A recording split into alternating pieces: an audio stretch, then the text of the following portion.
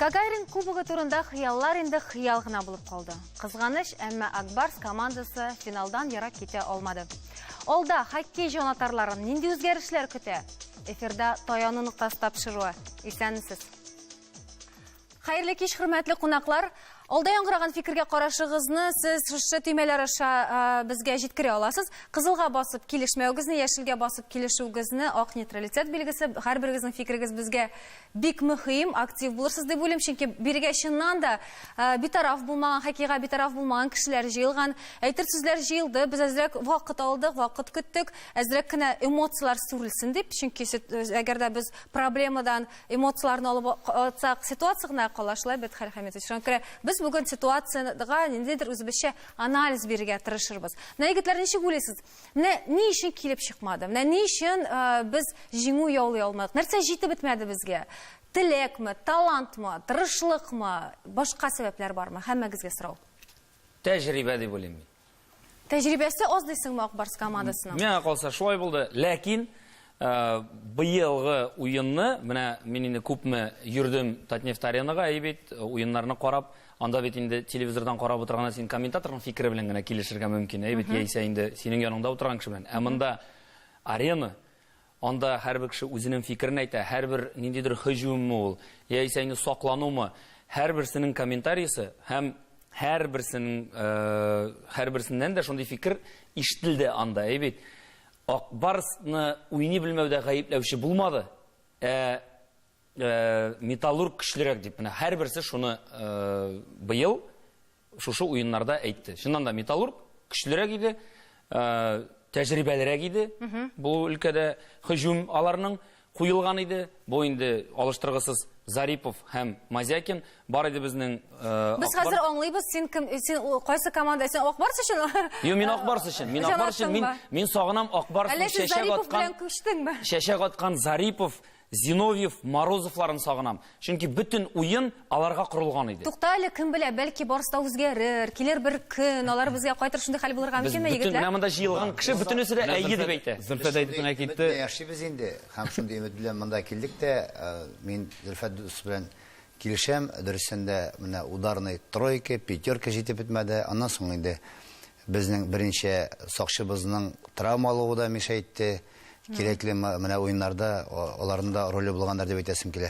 Аннан соң менә Зөлфәт әйтеп китте, безнең яшь уенчыларыбыз инде безнең ставка куелган быелгысы сезонда үзебезнең Татарстан спортчылары, Татарстан хоккейчылары уйнасын дип, алар дөресендә уйнадылар, 13 уенчыбыз булды. Алар үзләрен күрсәттеләр, менә киләчәктә тәҗрибә таплап, әгәр дә шу җегетләрне саклап кала алсак, без санам киләчәктә. Халыкта да әйтәләр бит, аткан сан үрдәк булмый диләр. Җанатарларга да бу яхшы гына шундый сынау, җиңүчеләр өчен кемдә җан атарга мөмкин име? Алар һәрберсендә җиңеп барсалар, я булмаса бер аралаш. Ә монда инде сезгә менә Руслан сабыр итәргә туры килә, инде син команданың фаворитларын алыштырмадыңмы? Мин инде үзем ничек матур итеп бүген киендем. Казанга килеп, Акбарсның бөтен уеннарына барга тырышам. Билет булса, акча булса. Мен инде быел да бөтен уеннарына йөрдем, һәм инде беренчедән Акбарска бик зур рәхмәт, беләсезме ни өчен? Салават Юлаев командасын җиңгән өчен. Чөнки ул безнең өчен иң зур бәхет.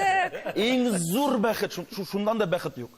Быелга бу иң зур бәхет безнең, шулай бит. Аннары инде теге бонус булып Авангардны да җиңдек, Аллага шөкер.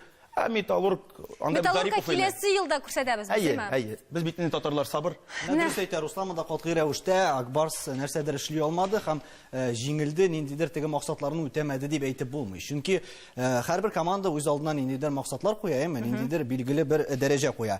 Задача минимум дип әйтәбез. Быел Салаватны үтү иде, аннары инде без Авангардны да алдык һәм алга таба инде менә Металлург ул безнең шик булды. Аны алдан да әйтеп китәләр иде, Акбарска Металлургка каршы туру бик җиңел булмаячак дип. Һәм чыннан да бу уеннар күрсәтте, без әлегә менә бу егетләргә каршы 25 номер, 10 номерга каршы тора алмыйбыз дип. Чөнки алар егетләр суламый башладылар хәтта. Шушы мизгелләрне яңадан яңарткач, 36 яшьләрендә икенче үзләренең яшьлекләрен кичерә, икенче сулышлары ачылды. Һәм алар Акбарска ничек уйнарга икәнен күрсәттеләр. Амазга каршы барам әле. Бурычны үтә дигәннән безнең хоккей сезоны башында президент очраша команда белән мин дә анда булдым. Анда бурыч куелды инде безнең финалда уйнарга. Үзебезнең конференция түгел, ким дигәндә финал уеннарында уйнарга тиеш. Бүгенге көндә Акбарсның финанс ягыннан да, аларның спорт базасы да бөтен шартлар дөньяда иң яхшы шартларның берсе. Шуңа күрә безнең таләп тә, сорау да инде алар уйнарга тиеш Гагарин кубогының финал ярышларында. Юк, мен Алар җиңергә тиеш. ул бурыч турында әйтмидер мин. Безнең хәзергә үзе безнең шәкертләрне үстерү өстендә эшләү бара. Кайчан әле без менә хыялланадыр гайме, безнең төп капкачы Татарстаннан Эмиль Гариповны әйтеп китегәйме, Яруллин, Ткачев, Лукаянов, ул кешеләрдән Мирмусин шулыгайме. Бу безнең тулы бишлек һәм алар плей-оффта үзләрен чын мәгънәсендә чын хоккейчылар һәм төп составта уйнаучы егетләр итеп күрсәтте. Менә бу егетләрне үстерү өчен дә бит ничә ел кирәк. Әгәр дә безнең менә хәзер хоккей академиясе эшли башлады, әйме? Әгәр дә менә шул бер адымдан икенче адымга барабыз икән, монда инде әлбәттә нәтиҗәдә һәр вакытта да яхшы булырга мөмкин, булмаска мөмкин ул яктан. Шуңа күрә монда төрле якларны уйлап. Уенда һәр вакытта җиңүче бар, җиңелүче бар, әйме? Җиңү дә бит җиңелүне дә төрлечә кабул итәргә була. Һәм уены да нинди көчле булды. Гарипов дидең, Гариповның үзенең менә фикерен белеп узыйк әле. Тяжело проигрывать очень. Тем более 0-4. Сезон, я не знаю, более-менее вроде хороший получился. Дошли до финала конференции. Но все равно, понимаете, то, что, по крайней мере, у меня там максимализм какой-то, то, что мне тяжело вот так проигрывать. Опустошение. Мы не нашли противоядие против главного ударного звена? Да не знаю я, что получилось. Видимо, не нашли, видимо, да. Бу шуннан да менә шушы уен бетүгә төшерелгән видео, син моны беләсең, шуңа күрә кәефе дә йөзенә язылган. Әлбәттә, хәзер ул бәлки икенче төрлерәк фикердәдер, әмма уеннан соң ул әйтте, бу Денис Зариповның үзенең шәхси җиңүе дип әйтте. Син белән килешәсезме? Бүген Эмиль килергә тиеш безнең арада, ләкин иртәгә иртүк сборный белән сборга чыгып китә, шуның сәбәпле килә алмады. Эмильнең аның конда бар дух победитель дип әйтергә кирәк. Әтисаның көрәшче, менә бер килемнәрдә көрәшеп үстек, Рамил Гарипов, ул үзе тумышлар белән Арча районыннан, biz гырланабыз, капкачы инде ул ярты команда дип әйтәләр аны. Үзебезнең Татарстан егете, менә бүгенге көндә Россия күләмендә беренче чиктә йөри статистика буенча, аның менә шуңа күрә горурлык. Шушы егетләрне менә сөйләштек, biz аны саклап кала алсак, киләчәктә алар әле үзләрен күрсәтәләр дигән бит торабыз без. Менә син башында ук менә хәзер әйттең, Гарипов турында әлбәттә Шәхси җиңү дип әйтте. Шәхси җиңү дип, эмоцияларга бирелгәндер дип.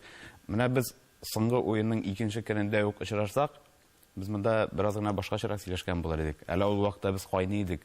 Бер 3-4 көн без шушы, күрдегез социаль челтәрләрне. Уенчыларны да сөктек, Зариповны да хәтта Зариповны да сөктек без, әйбит. Биләлдән да сөктек. Хәзер менә челтәрләрне карап барам, кунакханә битләрен карап барам, сайтларда биләлдән калдырганмы, калдырмаскамы, уже 2 лагерь әйбит барлыкка килде. Берсе калдырырга, берсе кварталын чакырырга һәм башканы. Әлбәттә, хәзер инде бераз гына аек акыл белән эш итәбез, анализ бирергә тырышабыз шуннан да. Дөрес вакытка чакырганнар дип әйтәсең. Дөрес вакытта без Шуннан да әзрәк эмоциялар сүрелгәннән соң, менә тренер турында монда шулай бик күп сөйләшүләр булды. Кемдер шуннан да тренерны калдырырга кирәк ди, кемдер калдырмаска яңа җиңүгә сусаган кешеләрне чакырырга кирәк дип әйтләр. Сез моны белән килешәсезме? Тренерның үзеннән сорыйга әле менә безнең килешүдән килде тренер. Минем беренче Хәлил Хәмич әйткән сүзләремне юлда килгәндә уйлап килдем шулай ук. Действительно, безнең команда яшәрде хәзер быелгы сезонда. Үзебезнең Татарстаннан чыккан уенчылар бик күп бит. Менә шуның белән без быелны түзеп, шушыларны поддерживать яңадан дальше уеннарга уята җибәрә алсак, бик көчле була. Мин тренер сам. Безнең кемнедер гаепле нәзиләрен җиңелгәч. 4нче урын ул. Минемчә, начар урын түгел инде, конечно. Яра, без планны үтә алмадык беренче көнне. 4нче урын начар урын түгел. Яшьләрне саклап, дальнейшем шуларны үстерә алсак, үзебезнең школда, үзебезнең мәктәпләрне җыя алсак, яңада менә мин Лекке СССР вакытындагы нәрсә искә төшеп утырабыз, сөйләр егел килеп, бөтен хоккей нәрсәләренә коробкаларыннан, золотая шайбадан менә һәрбер кешене эзләп, бер кешене эзләп йөриләр. Анда менә шундый нәрсәләрне арттыра кирәк, шул кертергә кирәк шул нәрсәләрне. Ул авылда да бит хоккейчылар бар. Хәзер академия хоккей безнең Наиль Фатович Маганов федераль җитәкчелеге бер көнне киңәшмә булды безнең президентыбыз белән. Анда бурыч куелды, философия хоккейны кайтарырга яңадан. Безнең бүгенге көндә дөрестән дә юнәлешебез дөрес түгел, гомумән Татарстанда гына түгел, ил күләмендә яшь вакыттан ук балалардан инде без рөхсәт сорыйбыз, рөхсәт бирсен өчен, шуңа күрә аның сәламәтлеген дә кайгылмый. тренерга өстәмә түләү бара, ул да беренче золотой шайбамы, ул республика беренчелегенә җиңәргә.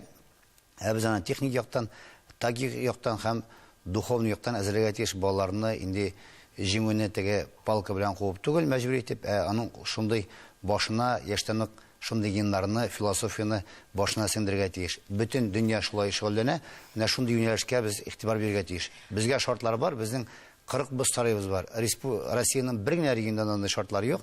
Шуңа күрә, менә Илнар да әйтте, киләчәктә шул юнәлештә эшне атырсак, нәҗәт булыр дип үмитләнәм. Тренер турында да бер-ике сүз әйтеп китәм. Менә бездә ничек гадәтләнгәннәр, бездә команда уйный башлый икән, яңа тренер куялар икән, аннан шундук нәтиҗә көтәләр. Әгәр дә тренер 1-2 сезон уйный алмый икән, инде аны шунда ук отставкага бирегез дия башлыйлар, нәтиҗә килә әкренләп. Бирдыев мисалында да мәсәлән алганда, берничә елдан соң мәсәлән ул нәтиҗә күрсәтте. Биләлетдинов та беренче тагы да усалланып, 2005 елны менә тапшыруга кадәр без 2005 елны чемпионнар составын искә төшергән идек. Ул елны да килмәде. Биләлетдинов соңыннан гына мәсәлән нәтиҗә китерде. Бу очракта мин теге Биләлетдиновны яклап та әйтмим, аны калдырыгыз дип тә әйтмим. Анда инде юк миндә. Мин теге нейтраль дәрәҗәдә тренерларга мөнәсәбәтем. Шуңа күрә әйтәм, бездә нәтиҗә күрсәтмиләр икән, шунда ук алып батырга дигән фикер белән килешергә ярамый. Менә тренер турында да Ләкин кайберләрне узакта тоталар бит. Менә шул футболны алыйк инде, Фабио Капелланы ярар күпме күтәрде, күпме нәрсә күрсәтә алды ул мәсәлән. Фабионы күрсәтмәде. Берәйбер күрсәтә алмады. Күпме бит Фабио Капелло белән акча мәсьәләсе дә бар иде анда. Акча мәсьәләсе диләр әле. Шулай, әйдәгез без әле тренер турында сөйләшүбезне дәвам иттербез рекламадан соң.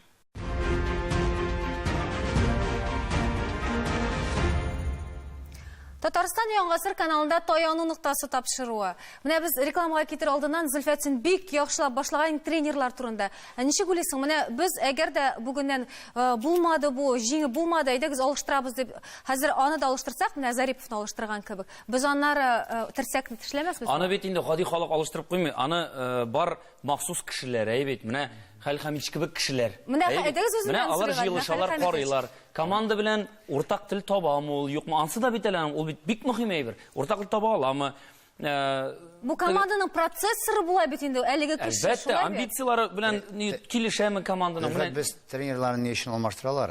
Әгәр дә без төрлечә була, команда тарафыннан 1 еллык кына бурыч куела, берничә ел. Әгәр дә biz киләчәккә перспектива яшәсәк, мин үземнең фикерем, тренерны алмаштырырга кирәктер дип уйлыйм. Чөнки менә без үз күрдек, Зариповта бүтән командага кеш бүтәнчә яңа тренер, яңа шәдәрәк таләпләр була.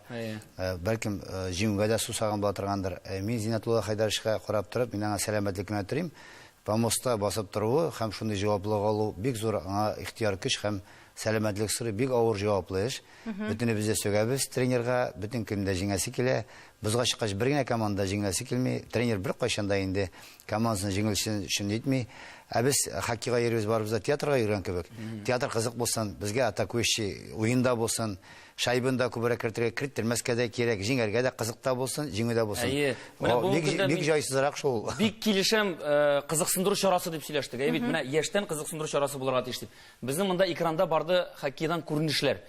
Анда утыралар хатын-кызлар хәзер бик күп. Элек юк иде. Элек 1-2 генә хатын-кызны күрергә мөмкин кызларны. Бүген көндә гаиләләр белән, балалар белән киләләр, матур итеп киенеп. Аның кызыксыну үсә. Ул икенче бүген карый да икенче көн әйтә: "Әти, мин хоккейга барыйм әле, миңа ал әле кәшәкә" ди ул. Мәсәлән, бит. Шуннан башлана спорт, шуннан башлана хоккей. Шуннан да бер буш урыннар юк иде диярлек. Риторик сорау бирәм. Нигә кем гаепле? Бит бу утыруда. Әлбәттә, үзебез гаепле. Бу очракта мин республика безне алам, чөнки без барлык халыкларын да җиңүгә өйрәттек. Бөтен спорт командалары белән җиңәргә белмибез. Шулай. Рубин чемпион калды, бөтен шатландык, бөтен футбол белән мәш килдек, шауладык, шатландык. Оттыра башлады, тагын шул китте сорау. Акбарс белән дә шул хәл. Бөтен спорт төрләрендә дә шул. Без җиңүләргә өйрәттек халыкны. Өйрәттек кенә түгел, аннан соң бу йөрмәүне әйтәсең син халыкның мәсәлән, әйме стадионнарга. Ләкин соңгы уенны гына алыйк, мәсәлән, икесе көнне булды безнең Зенит белән Рубин уены. Мондый кеше этендә чыгармый торган һава торышында, мәсәлән, бит, футбол уйнау һәм анда халыкны җыю әти, әни, мәсәлән, үзенең баласын җибәрми юланда. Юк бармыйсың, салкын тидереп кайтасың, мәсәлән. Мин бардым, бала белән бардым. Мин дә барам анда, катып бетеп кайтасың, нишәдәсең инде. Егетләр аңлатып салың. Юк, мәсәлән генә, мәсәлән. Сәбәпләрнең берсе генә, Әйе. чемпионатлар ул барачак. 30 градус салкында да барачак. Алар әле шишенеттә утыралар анда, әйме, теге команда ничектер тегезрәк поддержать итик дип инде, әйме. Монда безнең хәзер ни өчен Акбарска йөри халык, әйме, ни өчен башка спорт төрләренә йөрми. Чөнки Акбарста интрига бар. Ни өчен баскетболга йөрмиләр? Чөнки анда уже бер фаворит бар, мәсәлән, калган командалар ничектер астарак бер интрига калмады инде. Мәсәлән, шул ук футболда хәзер Рубин астарак тәгәри икән, безнең инде менталитет инде киресенчә, алар өчен җан ату урынына безнекеләр футболга йөрми башлады. Менә сәбәбе монда да әле яшеренгән. Мин бар burada әле безнең спорт сарайларына ярышларга йөрү, халык йөрү белән канәгать түгел. Безнең Акбарс командасына тулы зал булырга тиеш, урамда шуның кадәр халык билезле бирергә тиеш, чөнки Казанда гына безнең яши 1,2 халык, күпме туристлар килә, безнең брендовый командалар алар. Мин ял көне горурлану хисләре сизеп тордым менә республика Казаныбыз өчен. Ял көне генә булды дөнья мировой серия суга сикерү буенча. Аннан соң Накип халыкара спорт сасы самбо буенча Накип Мадяров буенча самбо ярышлары булды российский. Андары безнең кызлар командасы, волейбол командасы Төркиянең Галатасарай командасы белән уйнады. Аннан соң безнең шул көнне үк булды бокс ярышлары Россиянең сборный командасы Кытай белән. Әле бүтән регионнарга моны бер ай булырга тиеш, безнең бер көндә күпме ярыш. Миңа сәбәп китерәләр инде, бөтенесе халык җит алмый, ләкин менә бүтән әйткән чараларда да безнең заллар тулы булырга тиеш. Балалары белән, семьялар белән килгән бүтән шартлар бар, ләкин әле без бу якта пассиврак бар burada. Хәли Хәмитов, сезгә бер Футболда сорау. шартлар юк, салкын. Әйтеп куям менә шуны. Хәли Хәмитов, сезгә бер сорау. Баскетбол безнең спорт төры түгел. Чыннан да шулай бит. Татарның спорт төры түгел, безнең республика спорт төры түгел. Кирәкме безгә шуның кадәр спорт төрләре? Артык дип санамыйм.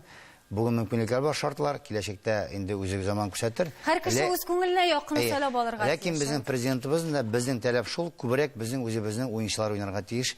Бу командалар сафында ким дигәндә безнең 25-30% безнең спортчыларыбыз. Тамашачы да киләчәк, аның күршесе булачак, дусты булачак. Шул спортчыларга бәлейтер тамашачыбызга күбрәк килер дигән өметтә булам мин. Әйдәгез әле сезнең фикерегезгә әйләнеп кайтырбыз. Видеоозманы караганнан соң.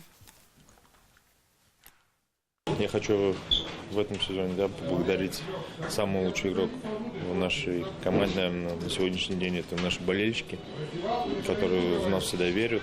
Не которые диванные эксперты сидят дома и написывают всякую ерунду, а, наверное, которые приходят и искренне за нас болеют. Тяжело что-то сказать такое, что с одной стороны, мы проиграли, но на хоккейной площадке у нас нет друзей, да, но с той стороны играет человек, с кем я близко хорошо общаюсь. Да, я рад за него, что он будет играть в финале. И я в нем никогда не сомневался, что он мастер. В принципе, так я его называю, мастер, да. И много чему можно у него научиться, у Мазякина, да. Но мы их могли обыграть только командой. Но тут такие, так сказать, травмы, стечение обстоятельств, что мы получили травмы. Я не мог помочь команде, Санек Свитов, Миша Варнаков в последней игре.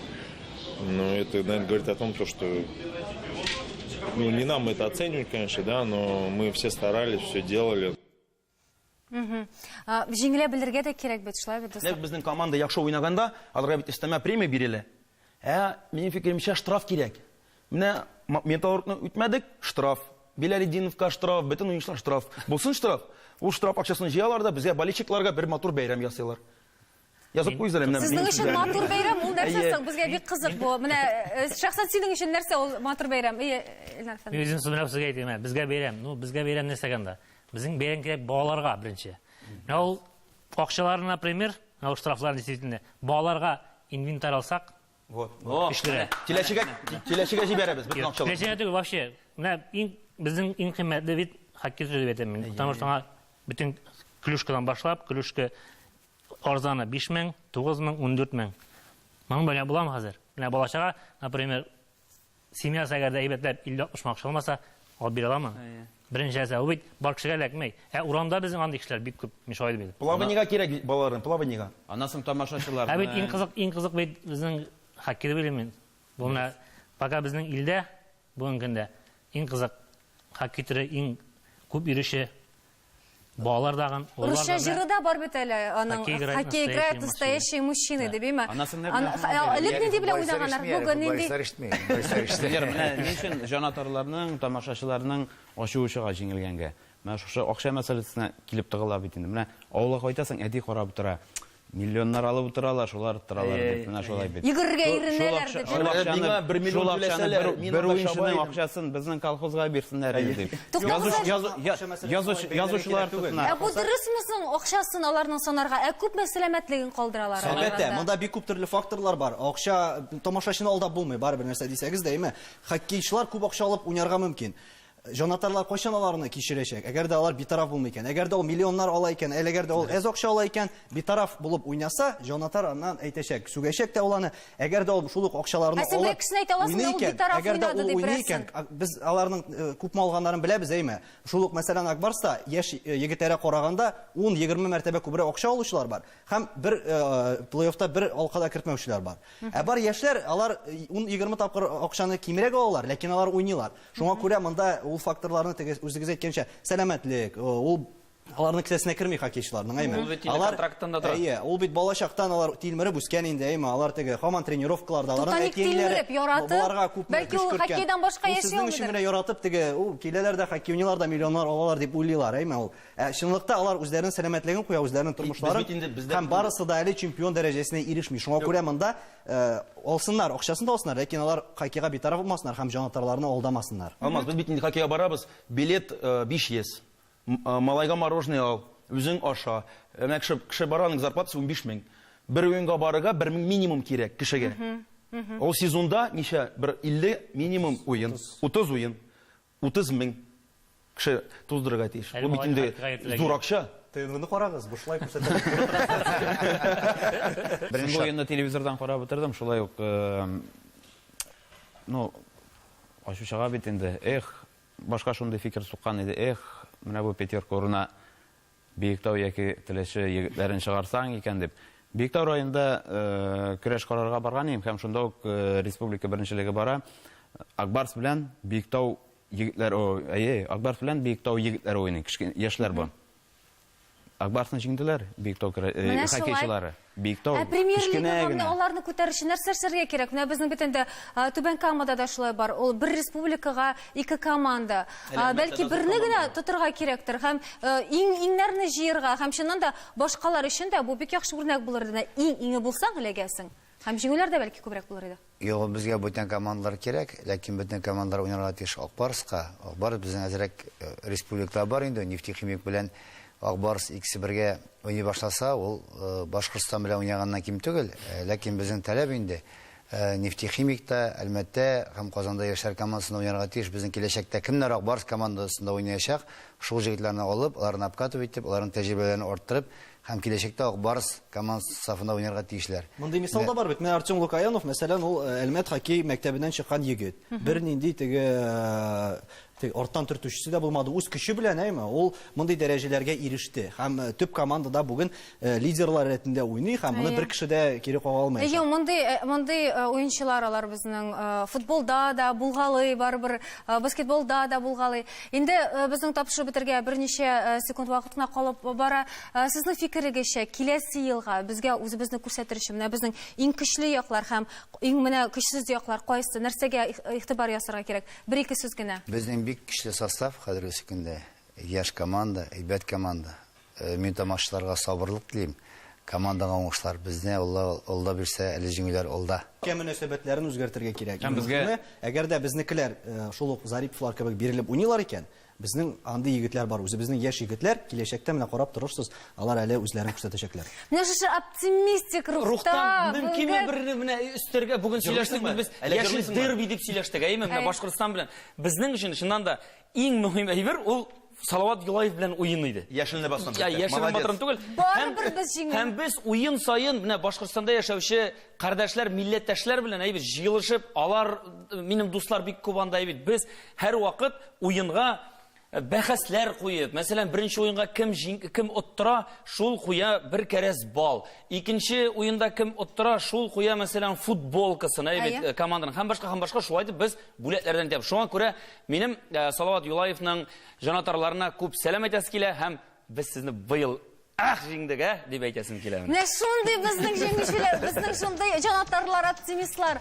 Алга таба да оптимист кына булмаска, чыннан да чын җиңүләргә сөенергә насыйп булсын. Спорт белән шөгыльләнегез, дуслар. Исән-сау булыгыз, саубуллашабыз.